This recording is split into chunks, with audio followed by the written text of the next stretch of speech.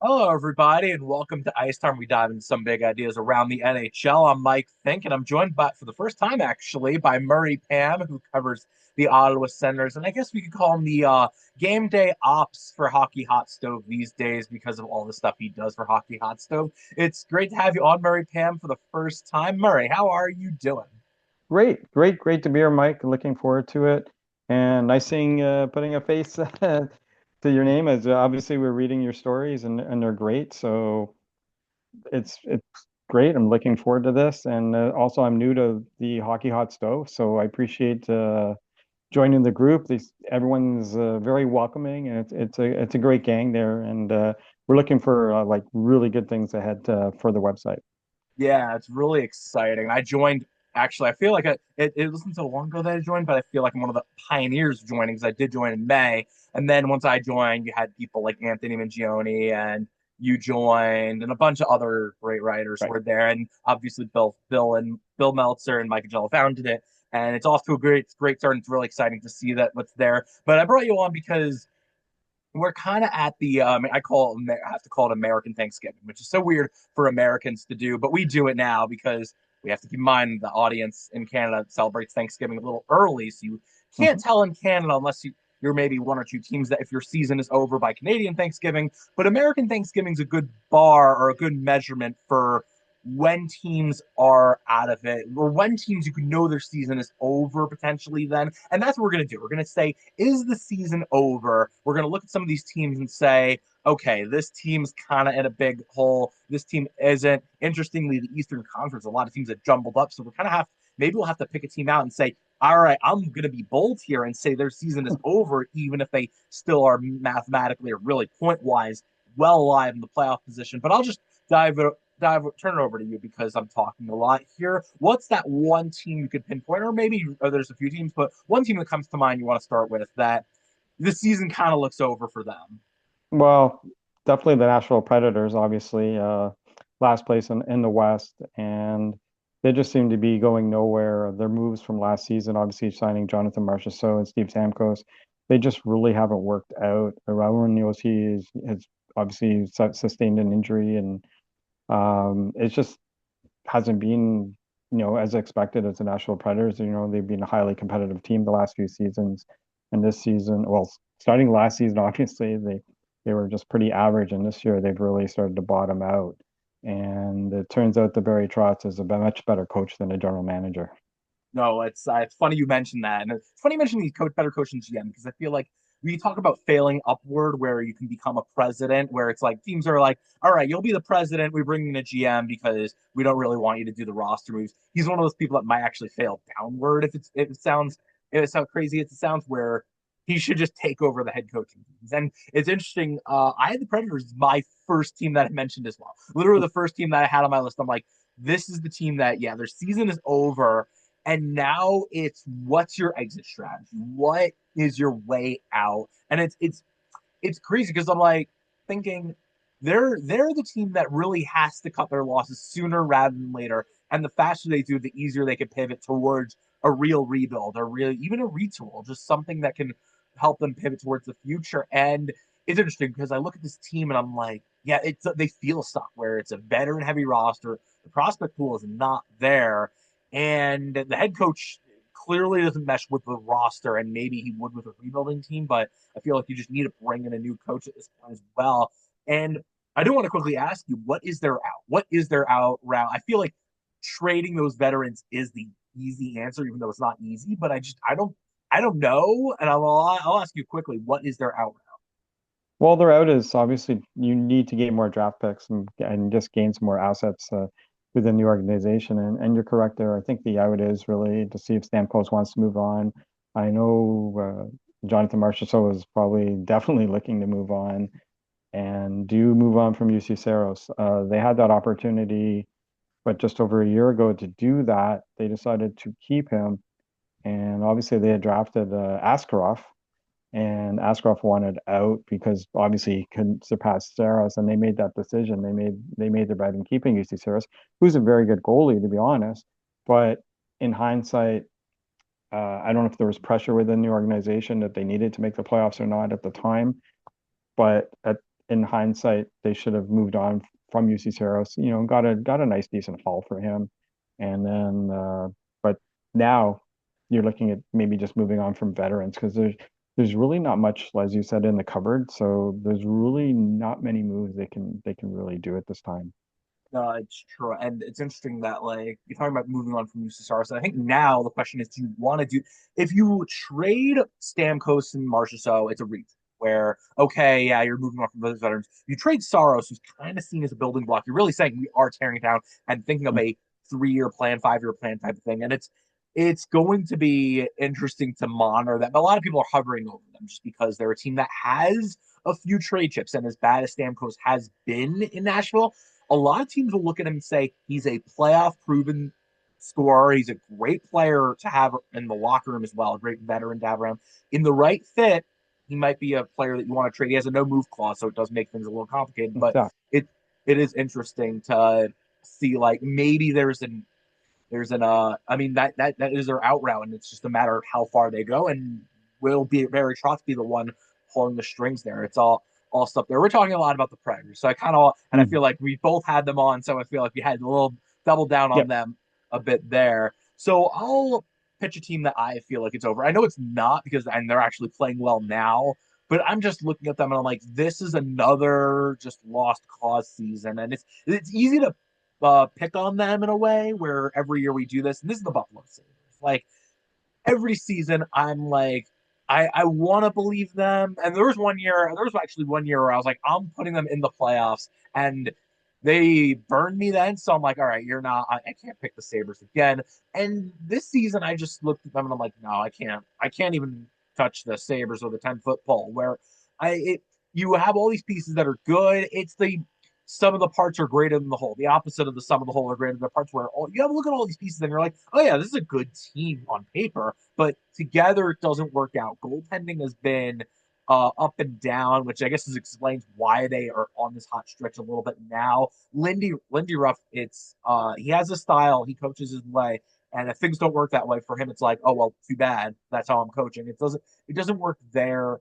I I feel like we're about to do this rebuild after another failed rebuild, and I'm not optimistic about them. It's already looking bleak. I know they've had their flashes, but in the big picture, you just don't like. I don't like what I see there, and I want to get your thoughts on them because I feel like you probably agree with me on this. Where Oh, it's for like sure. it's a lot. It feels like a lost cause, and I know like they're only a few points away. Where if they go on a hot streak, all of a sudden they're back in it. But in the big picture, the way they've played, I look at them and I'm like, there, no, it's not there. And the question is, do they trade Alex Tuck? And then do you look at trading Tage Thompson, which is another player to monitor potentially, or Rasmus Dahlin? I mean, if you're looking at this situation, you're like, do they have to tear it down again? And I feel like you agree with me. So, just any thoughts on the Sabres if it's a lost cause season? Well, here's the thing. Actually, I cover the Ottawa Senators. I've been covering them for 20 years now through various sites and um, through the Hockey News, Sporting News, and Full Press, and now here, obviously, Hockey Hot Stove. And the Buffalo Sabres, if you're an Ottawa Senators fan, Buffalo Sabres are Stanley Cup finalists every year. And it's they're the Senators' kryptonite. Believe they've won something like 6, 7 games in a row against the Ottawa Senators. Doesn't matter where they are in the standings, whatever, and they always defeat the Ottawa Senators. Just it is what it is. But as far as the pieces, they have pieces. There's no doubt about that. Obviously, Alex Tuck, Tage Thompson is an amazing player. He's one of the best players in the NHL.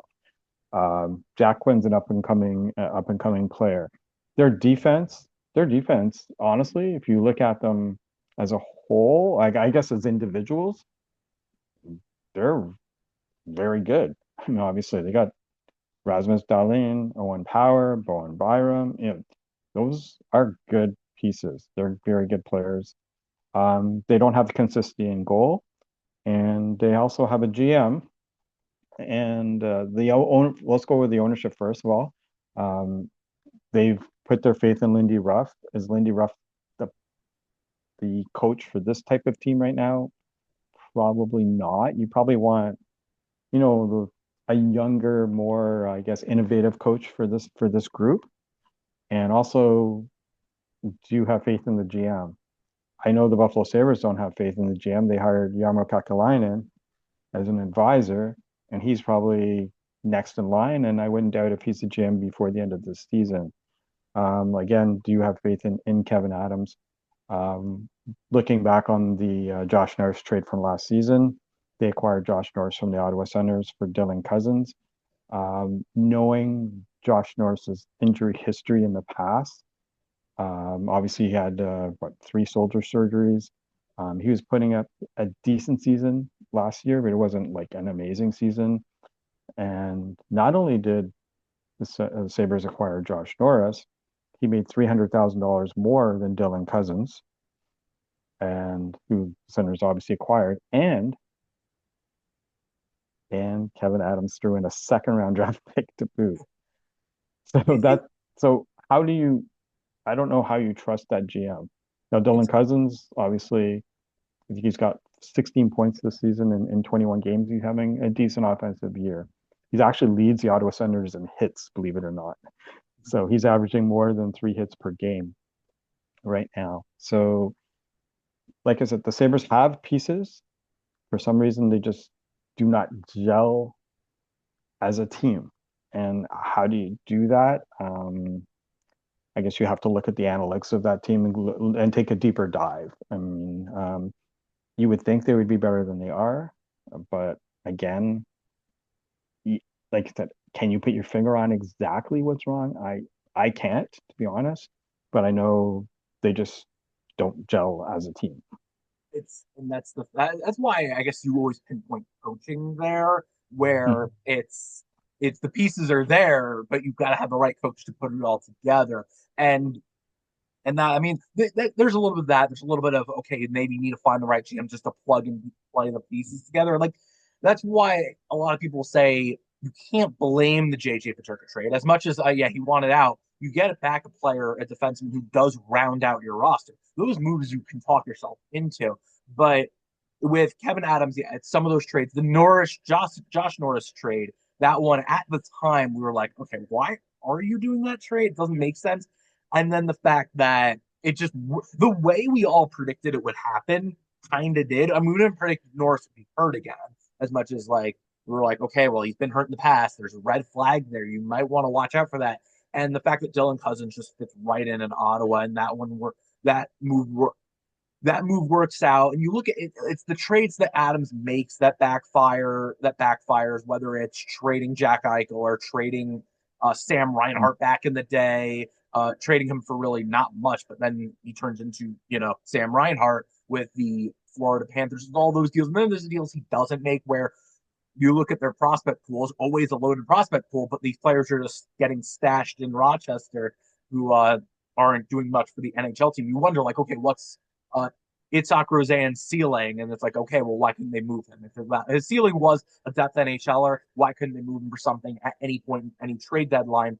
And I mean, just one last note on the Sabres that Mhm. it does feel odd. They're like living in a bizarre world where Rochester is always good. The Amerks and the Americans in the Right. American Hockey League are always good, and the Sabres are always a struggling team. It's just a bizarre world thing. I'll turn it over to you, which is another team that you have on your mind that is you feel like it's a lost cause type of season for them.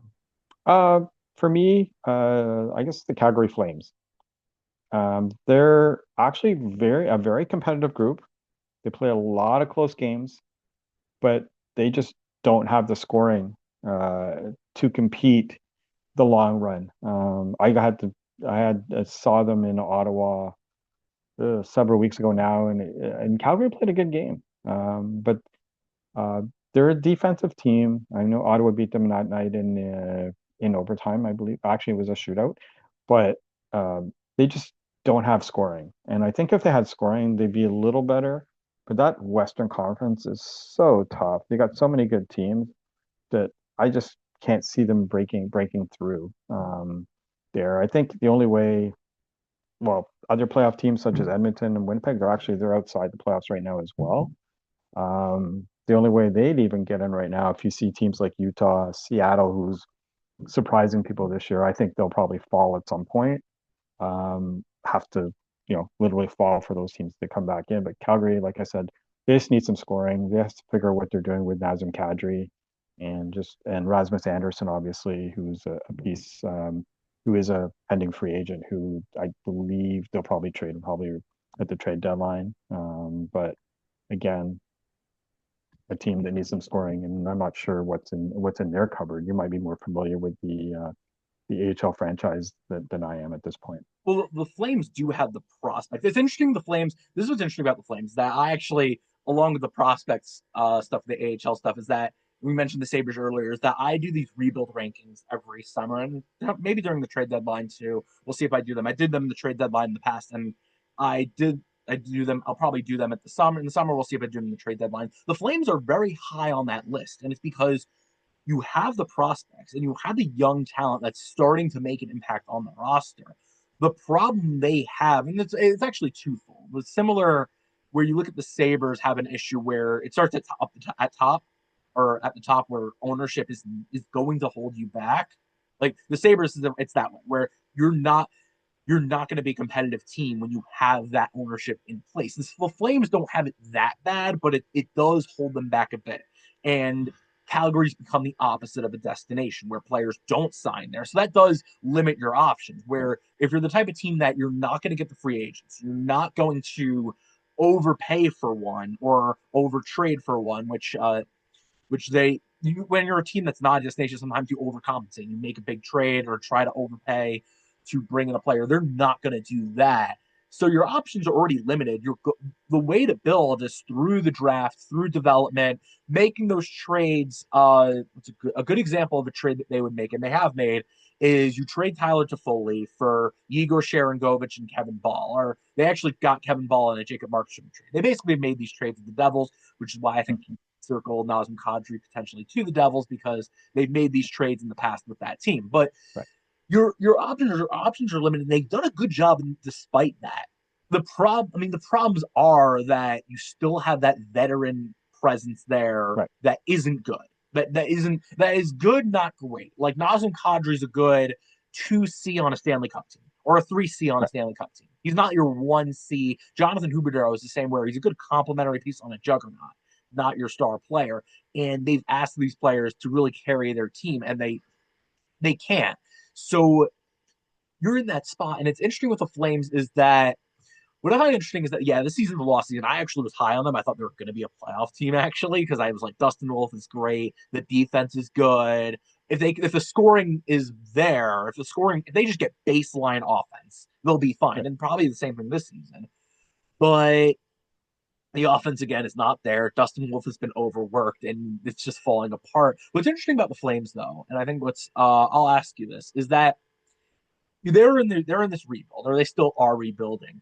If Right. they trade Kadri, Rasmus Anderson, and maybe they find a way to trade someone else, whether it's Blake Coleman or whether they find someone to take on the Huberdeau or the Uyghur contracts, and they get more prospects, and they are a top five lottery team. Do you feel better about the Flames a season later than you did entering this season or even at the end of last season? At the end of last season, keep in mind they were 1 point away. So you could understandably feel better about them than if this is how their season unfolds. I'll ask you that because I actually am curious. If you could pick either side on that one.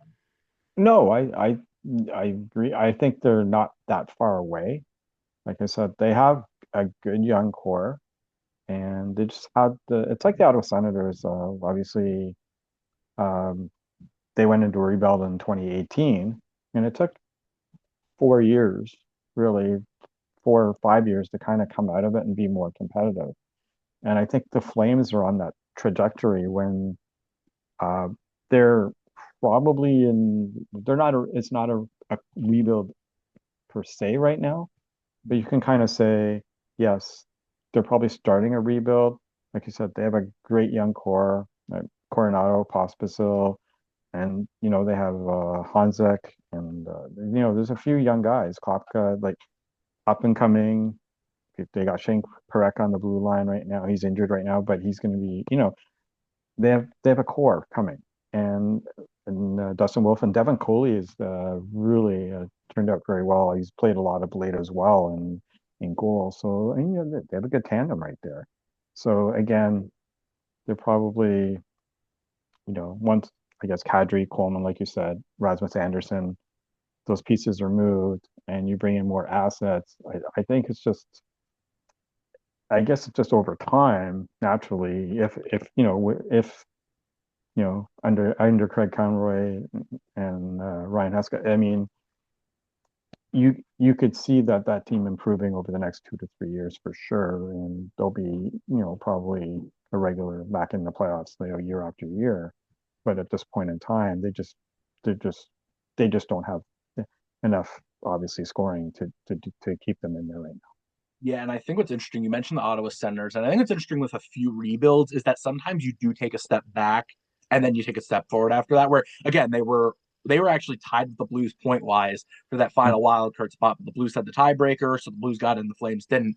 But so they were right there, and you could see that all the pieces there. But sometimes, yeah, again, sometimes you take that step back where, okay, maybe this being a lost season does help them in the big picture where you trade at players, get out of those contracts, and then you can really build up. First of all, you add young forward prospects, you add young scorers. Really, just like if they can get enough of them, then all of a sudden you have the offense is going to get better that way. And it's interesting you mentioned the Flames because I have the Flames also on the list. I'm like I agree. Like it's just one of those seasons where it's like, yeah, you the saying goes you can't win a title in the first month of the season, but you can certainly lose one. It's applicable to all sports. Like you can't win the first month, but you could certainly lose one. The Flames just have been in that hole. They'll win a bunch. They'll win a lot of games. Not a lot of games, but they'll be competitive, especially when you have Dustin Wolf and some teams when you have an elite goaltender, your floor is all automatically higher. They're going to be competitive, but it's a lost season where it's like, okay, there's only that much you can do. And maybe getting a top five pick where you get that where an elite, maybe it's not the number one forward prospect in the draft, but you got a good one that really does it does change your timeline. It does change things for them. We're running low. I feel like we're running low on time. I also appreciate you taking the Mm-hmm. time out of your busy schedule. Yep. So let's just pivot towards. I'll do this quick fire where we rattle off some teams that are off the top of our head that all right, the season feels over for them. There's some that maybe we'll pump the brakes on, but I just want to hear you rattle off a few teams. I'll probably agree with some of them that all right, the season feels over. It feels like a lost cause, and we're happy Thanksgiving to them. Yeah, we'll throw the Vancouver Canucks into the mix, and I think uh, I'll go with the Chicago Blackhawks as well. I mean, they're on a 3 game right now on a 3 game losing streak, but again, same sort of thing. They have Connor Bedard. They're trying to surround him right now. They're a growing team. Couple of years, we'll see where they are. Spencer Knight is playing extremely well, and he's coming into his own. So again, up in Frank Nazar, I mean, they got a great young core again, but 2 3 years away. Vancouver, I just don't know which way is up for them, to be honest. And that's really the East. If you look at the East, it's all over the map right now. You can have, I'd say, anybody but Buffalo make the playoffs still. It's that wide open. Obviously, it was what 4 points or so separating probably 8 or 9 teams. It's crazy. Any given night, I've been writing about this. The Ottawa Senators, you're either in second place or you're not even in the playoffs just by winning one game or losing one game on a night in night out basis. And for them, to be honest, um, just touching base on them. I mean, look what they've done without Brady Tkachuk right now. They're 5 games over 500. Last year, after 21 games, they were actually 2 games under 500, and that was with Brady Tkachuk, and he's going to be back before the end of this week. Either he'll be back Wednesday or Friday for sure. I think the aim is to play Friday in his hometown on the Thanksgiving weekend, so that's going to be interesting. So he was full practice today, so he's expected to be back this week. So I think the Senators are going to be in that top three. I think setting for probably the rest of the season once they get going. They're in the middle of a 7 game road trip right now. So and they've won the first 2 games in California, and they haven't won three. They're in California tonight. Obviously, they're in Los Angeles for the third game of that California trip, and this will be the first time if they can win in 10 years if they could beat LA, and then that'll be winning all 3 games on this trip. So I think they're going to, I think they're going to be a playoff team this year for sure. Where they stand, I don't know, but As far as the East goes, the only team I say is going to be out is Buffalo right now, and we'll see what happens with Florida. They got a bunch of injuries. See if they can get some players back, but that's going to be a hard grind. And obviously, you got the Leafs and the Rangers. And I think the Leafs right now are missing so many pieces. And the loss of Mitch Marner, um, they weren't able to replace him, and they have no That's the cap team. space. That's the team I Yeah. would say. I mean, there's actually Hmm. two, but the Leafs Yeah. and the Rangers I put in the same category where it's like those are the teams that if there's any, I would say in the East that the season feels over for them, it's those two. The Hmm. Maple Leafs, I would say that okay, like you could talk yourself into them just bouncing back, where the injuries have piled up a bit, not a bit, a lot. Where again, like Joseph Woll wasn't around, and now that Woll's back, Stolarz isn't around. So like, okay, they haven't had the Yeah. goaltending tandem all season. Like that can be health. That can that if we're healthy, Chris Tanev hasn't been around. People don't talk about Chris Tanev being a motor there. So you can say like, okay, if they get healthy and they're still in the mix, like they can get on a run. The Rangers are the other team where it's like they do not look good. Aside from Igor Shesterkin, they have not looked like a good team. And offensively, I Yeah. think there was a crazy stat they scored 6 goals in Madison Square Garden this season. I think it's Right. maybe now it's closer to like 10 or something like that. But it's a low number.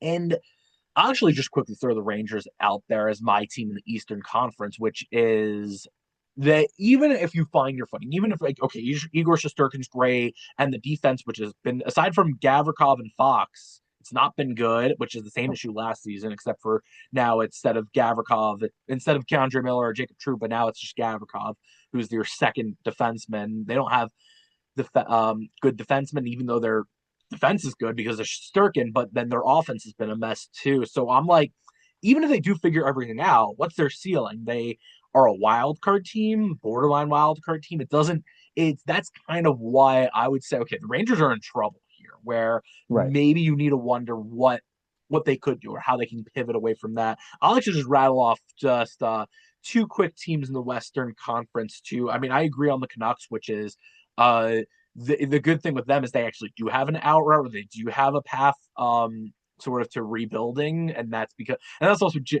add Jim Rutherford won't waste time. Where if he operates on a schedule where if he needs to make a trade, he'll make a trade. Like he doesn't wait till the trade deadline, or he No. won't wait around. Where if he sees a chance to make a move, he's gonna do it. Like Bo Horvat was traded well before the trade deadline. JT Miller was traded well before the trade deadline. He's going to operate under, and that kind of makes things interesting because he has some pieces and he has no problem making an early trade. So keep an eye out for him. But I'll throw out the one Hmm. other one that I have is the Blues, which is they've not looked good this season. I know they're the classic example of worst to first, but they're the type of team that actually could use a reset. It's been a it they their stars have not played like stars, and they kind of need that elite talent, and they also um pin themselves into this. So just to wrap up, because I feel like we're actually going a little overtime. Hmm. You got Yeah. places to go and things to do. So, any quick thoughts on any of those teams mentioned, or